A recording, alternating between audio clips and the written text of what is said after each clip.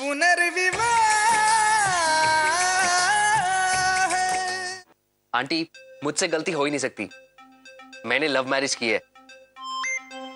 आरती भाभी की आंखों में जो समुंदर की तरह प्यार भरा हुआ है ना, हमें बस उस प्यार को आंखों से उतारकर जुबान पर लाना होगा। आरती को इस बात का एहसास दिलाना होगा कि यश जी के लिए उसके मन में जो भावना है वही प्यार है। हाँ आंटी, लेकिन कैसे? अब भाभी तो कहते हैं कि प्यार तो सिर्फ एक बार ही होता है, दोबारा नहीं। इसी गलतफहमी को तो दूर करना होगा बेटा। आरती को बताना होगा कि प्यार किसी सीमा, किसी बंधन को नहीं मानता है। अपने किनारों से टकराकर बार बार उसी के पास जाती है। वाह आंटी, क्या बात कही है आपने। लगता है दुबे अंकल के साथ आपकी लव मैरिज हुई है, राइट? नहीं नहीं बेटा, हमारी शादी तो घर वालों की पसंद से हुई थी, अरेंज मैरिज। हाँ, साथ रहते रहते प्यार हो गया है। और अब यही हाल आरती का हो रहा है। अब हाँ आंटी, लेकिन भाभी को रियलाइज करवाएंगे तो कैसे? प्यार के भी तो कुछ लक्षण होंगे जैसे बीमारियों के होते हैं। क्या भाभी, बीमारी और प्यार में कोई फर्क नहीं समझा आपने? नहीं बेटा, विधि गलत नहीं कह रही है। प्यार के लक्षण भी दिखाई देते हैं। मैं ना तुम्हें 3 छोटे छोटे तरीके बताती हूँ। नंबर 1, प्यार की पहली निशानी, जब किसी के साथ घंटों समय बिताने पर भी समय का पता न चले, उसके साथ और रहने का मन हो, तो उसे प्यार कहते हैं। पॉइंट नोट किया जाए। अब जरूर। दूसरा, जब आप किसी को चाहते हैं तो उस पर अपना अधिकार समझने लगते हैं, जैसे वो सिर्फ आपका हो, कोई उसकी तरफ देख भी नहीं सकता। आपका मतलब पॉसेसिव होने से ना? जब आपके प्यार के कोई करीब आता है, उस पे अपना हक दिखाता है, तो आपको अच्छा नहीं लगता, जलन होती है। ऐसे में इंसान के लिए कुछ भी कर बैठना स्वाभाविक होता है। अब हमने ये बात ही नोट कर लिया आंटी, आगे। और तीसरी बात बेटा, प्यार में अहम नहीं होता। अब यस, प्यार में ईगो की कोई जगह नहीं है। प्यार में डूबे इंसान को अपने मान सम्मान की परवाह नहीं होती, और ना ही अपने अपमान की। उसे चिंता होती है तो सिर्फ इस बात की कि जिससे वो प्यार करता है उसके मान सम्मान को चोट ना पहुंचे। बिल्कुल ठीक कहा आंटी आपने। बेटा, अगर इन तीनों बातों का एहसास आरती को हो जाए तो वो खुद ही मानने लगेगी कि उसे यश जी से प्यार है। हाँ, पर उन्हें समझाएंगे कैसे? कैसे होगा ये सब? उसका भी रास्ता है मेरे पास।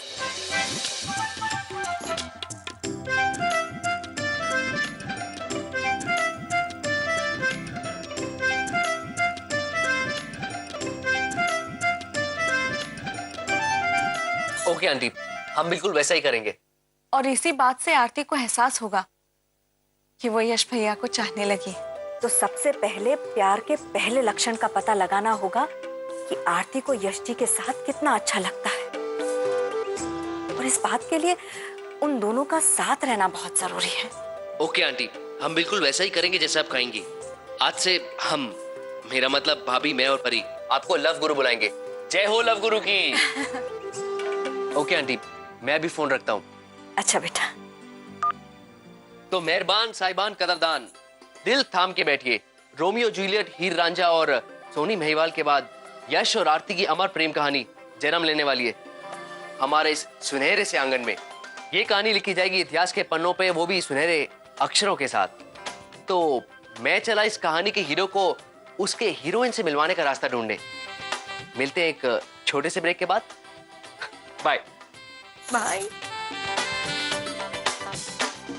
अच्छा भाभी, मुझे मम्मी पापा के साथ जाना है। एक्चुअली मेरी कजिन की शादी है, इसलिए मैं शाम तक आ जाऊंगी। ठीक है।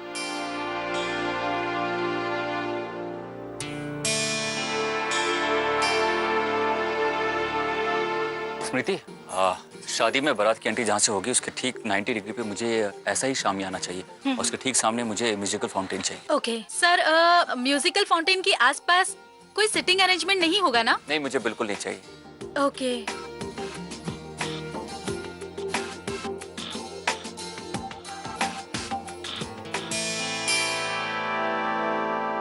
भैया तो बहुत बिजी हैं।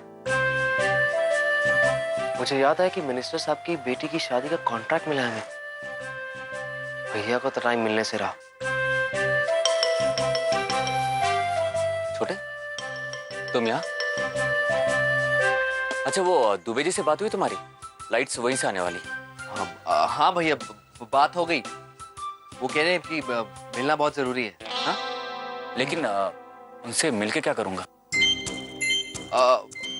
मेरा मतलब मीटिंग करनी जरूरी है।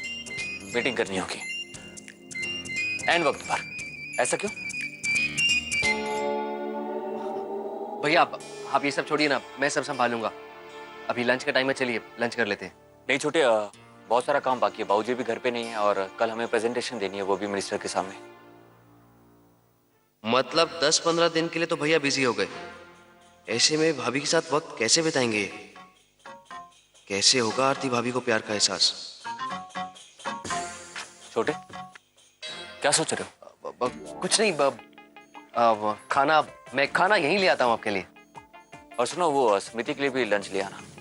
जी।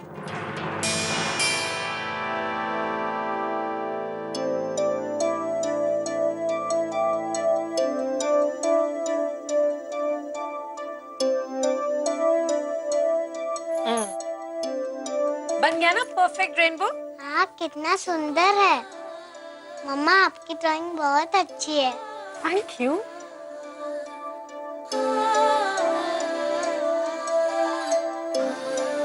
देखो दीदी, कितना अच्छा है ना।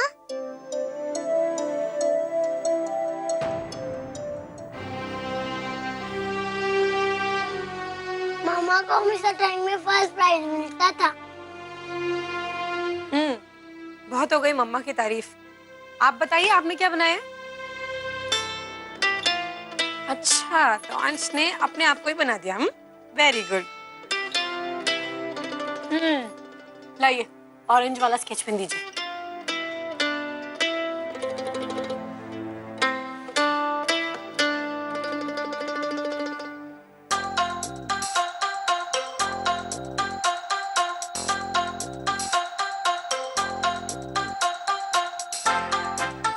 भाभी, वो लंच टाइम हो गया है।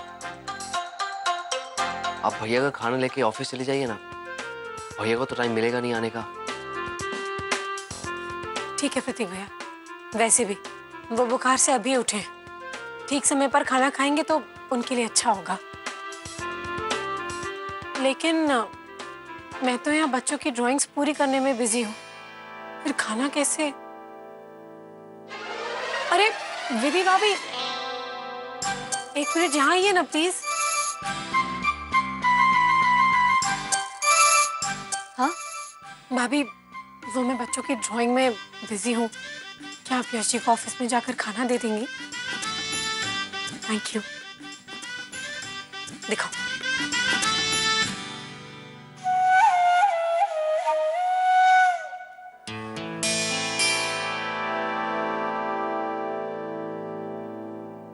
एक मेरे यश भैया हैं जो दूसरों की शादी कराने के लिए अपनी लाइफ को साइड में रख दिया और अपनी पत्नी के बजाय अपनी असिस्टेंट स्मृति के साथ अगले 15 दिन बिताने के लिए प्लान कर लिया उन्होंने।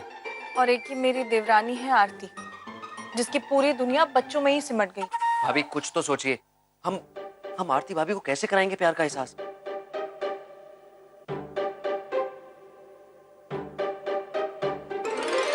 आइडिया, एक जबरदस्त आइडिया मिला है। तो जल्दी से बताइए ना। सुनिए,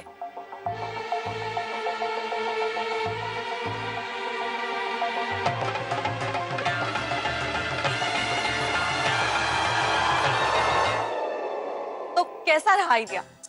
ये क्या बोल रही है भाभी आप?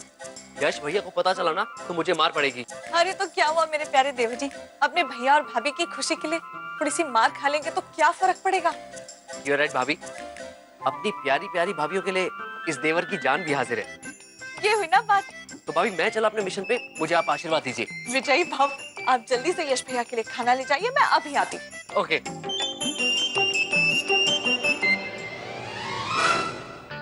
स्मृति, घर जाके कंप्यूटराइज्ड ड्राफ्ट तैयार कर लेना प्रॉपर कलर्स के साथ, ताकि प्रेजेंटेशन का एनिमेटेड मॉडल तैयार हो जाए। आगे जाके हमें कोई प्रॉब्लम नहीं होनी चाहिए। Okay, right sir. स्मृति, तुम जाओ, कल सुबह हम मिनिस्टर के ऑफिस में मिलते हैं। जी सर। भैया थोड़ा टाइम अपने लिए निकाल लीजिए, मैं खाना लेकर आया हूँ आपके लिए। थैंक्स। Excuse me. हाँ शर्मा जी।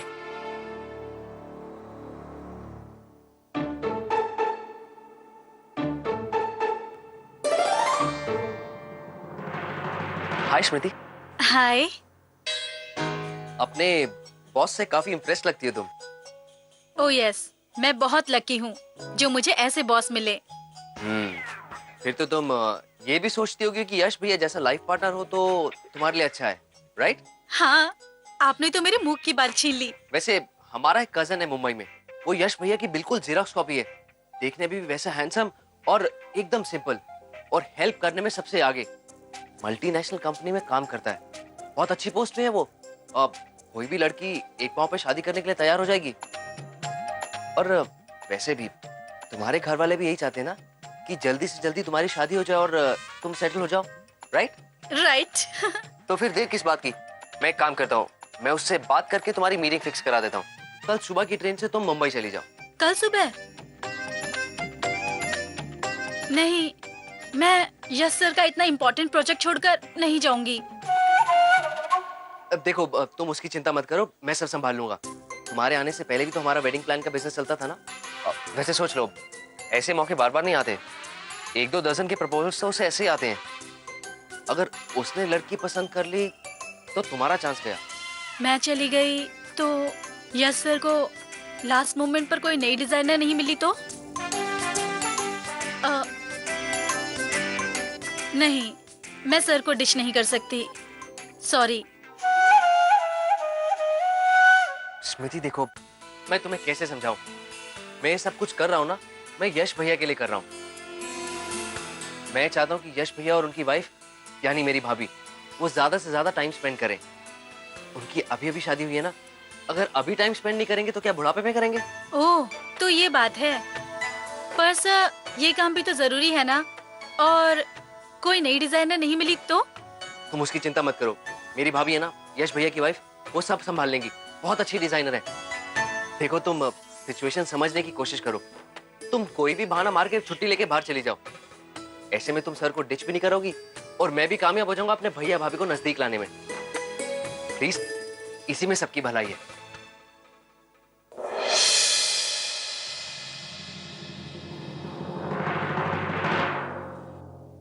चलो पान, आपके बाल बन गए। पलक, आप भी आ जाइए।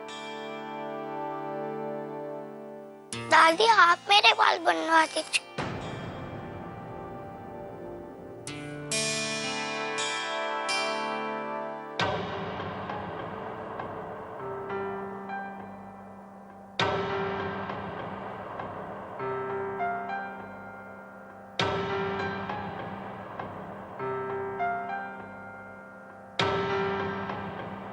क्या हुआ यश, कोई प्रॉब्लम?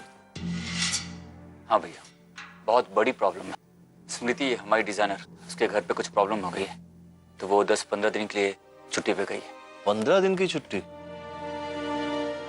लेकिन कल तो तेरी क्लाइंट के साथ मीटिंग है ना, और प्रेजेंटेशन भी देनी तूने। हाँ भैया, कल बहुत कुछ करना है। अब मुझे समझ में नहीं आ रहा कि करूं क्या। भैया, वैसे आजकल के डिजाइनर्स का कोई भरोसा नहीं है। वैसे स्मृति ऐसी लड़की है नहीं,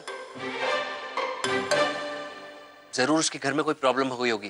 अब आप एक काम कीजिए ना, आप एक नई डिजाइनर अपॉइंट कर लीजिए। अरे इतना अच्छा डिजाइनर मिलना कोई आसान बात थोड़ी होती है, वो भी इतने कम वक्त में। मैंने बहुत लोगों से बात की, लेकिन सभी बिजी। क्या करें अब, कुछ समझ में नहीं आ रहा। देख यश, सबसे पहले तो ये कर कि कल की जो मीटिंग है उसे पोस्टपोन करते हैं। नहीं भैया, ये नहीं हो सकता। मैं कमिट कर चुका हूँ, ये हमारे प्रेस्टीज का सवाल है। अगर ऐसा नहीं किया तो हो सकता है कि क्लाइंट नाराज होकर ये डील किसी और को दे दे। यश, ऐसे वक्त में मैं भी तेरी कोई मदद नहीं कर सकता हूँ। तू तो जानता है कि मेरी वो डिजाइनिंग कुछ खास नहीं है, और वैसे भी पड़ोस के शुक्ला जी की बेटी की शादी का जिम्मा भी मैंने ले रखा है। प्रतीक भैया, आप हेल्प कर दीजिए ना यश भैया की उनके प्रेजेंटेशन में। आई विश भाभी मैं ये सब कर सकता, लेकिन मैं भी पंकज भैया की तरह ड्राइंग नहीं बना सकता, तो प्रेजेंटेशन तो दूर की बात है। ये तो सचमुच चिंता की बात हो गई है। यश को डिजाइनर कहाँ से मिलेगा अब?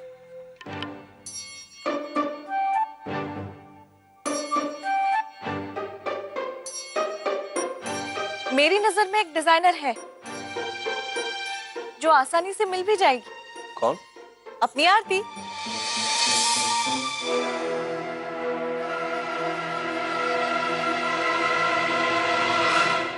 एक रास्ता है। अब क्या? सिर्फ और सिर्फ गायत्री जी ही उन दोनों को मिलवा सकती हैं।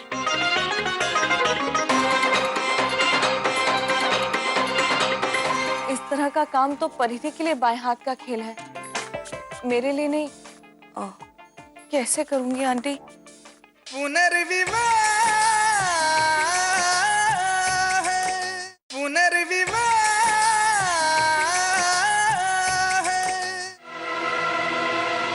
मैं?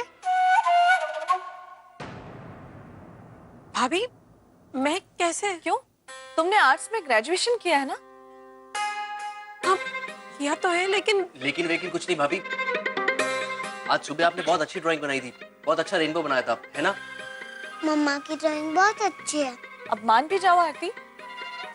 हाँ भाभी, आप ही बन जाइए ना भैया की डिजाइनर। नहीं भाभी, आरती जी से ये नहीं हो पाएगा। ड्राइंग बनाना अलग बात है और डिजाइनिंग अलग बात है भैया। क्लाइंट से मिलना होता है, उन्हें कन्विंस करना पड़ता है, आपसे नहीं हो पाएगा।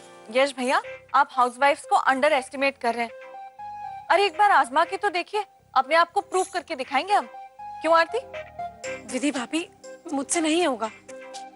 और वैसे भी यश जी मना कर रहे हैं ना। बच्चों का स्कूल में प्रोजेक्ट भी तो है, वो भी मुझे ही बनवाना है। नहीं होगा मुझसे, मैं इनके स्कूल के काम के साथ ही बिजी हूँ। मम्मा चलो चलो होमवर्क करो। पर आप भी आइए। चलो बेटा, आप भी जाओ।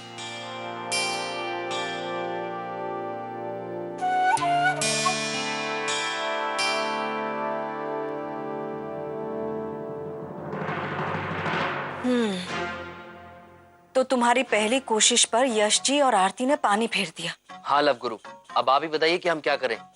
एक रास्ता है। अब क्या? सिर्फ और सिर्फ गायत्री जी ही उन दोनों को मिलवा सकती हैं। मम्मी जी, अरे नहीं नहीं आंटी जी, वो मेरी तो बात सुनो, गायत्री जी ये काम कर सकती हैं।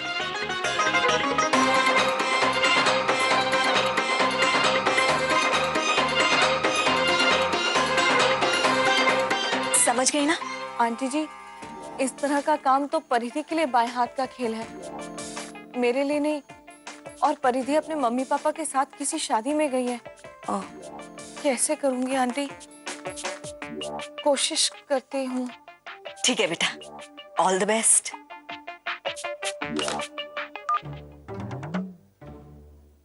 भाभी, आई एम श्योर आप कर सकती हैं। आप मेरी अच्छी भाभी है ना? हाँ हाँ, मेरी बिल्ली मुझी से म्याऊं। प्रतीक भैया, मम्मी जी से ये कैसे करवाऊंगी मैं? आरती बहू! जी मम्मी जी।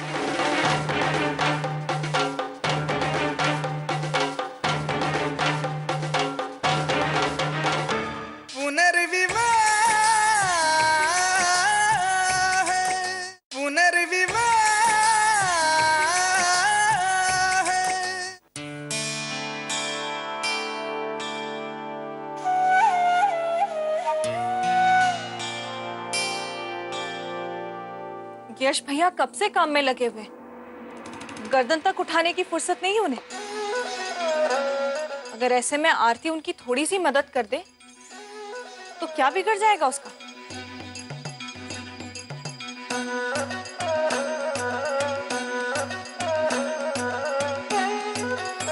अगर बाबूजी यहाँ होते तो फौरन आरती को ऑर्डर दे देते, बहू जाओ और यश की मदद करो। आखिर बाबूजी भी तो यही चाहते हैं ना कि यश भैया और आरती ज्यादा से ज्यादा वक्त एक दूसरे के साथ बिताएं। लेकिन आरती, उसे फुर्सत कहाँ है? सिर्फ बच्चों का ध्यान रखना ही पत्नी धर्म थोड़ी होता है। पति के सुख दुख में उसका ध्यान रखना, उसका साथ निभाना, ये सब भी कुछ मायने रखता है ना मम्मी जी? कहाँ है आरती? बुलाओ उसे, मैं कहूंगी उसे मेरे बेटे की काम में मदद करे। अरे पर आपके और मेरे कहने से कहाँ मानने वाली है वो। अब इतने सारे काम हैं उसके सर पे, इतनी सारी जिम्मेदारियां हैं, बच्चों का ध्यान रखना, उन्हें खाना खिलाना, तैयार करना, उनका होमवर्क, उनकी पढ़ाई, उनकी लिखाई। तो फिर इस बात के लिए आरती के पास टाइम कहाँ? और ऊपर से यश भैया ने भी उसे मना कर दिया।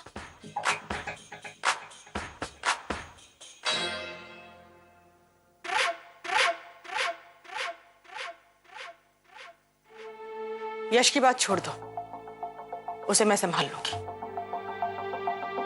वो मेरा बेटा है, मेरी बात कभी नहीं नकारेगा।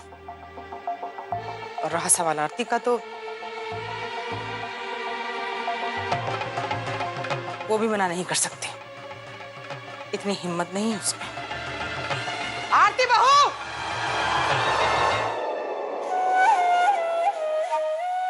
ओह, आप सासू माँ को क्या हुआ? उसे गुस्से में क्यों चिल्ला रही है?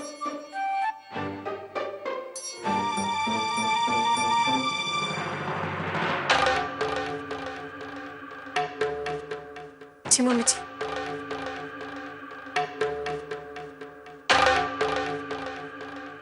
आज से, बल्कि अभी से, तुम्हें यश के काम में उसकी मदद करनी होगी। सिर्फ घर पर ही नहीं, वो जहां जहां जाएगा तुम उसके साथ जाओगे। इस वक्त यश को तुम्हारी जरूरत है और तुम यश के साथ काम करोगी, ये मेरा हुक्म है।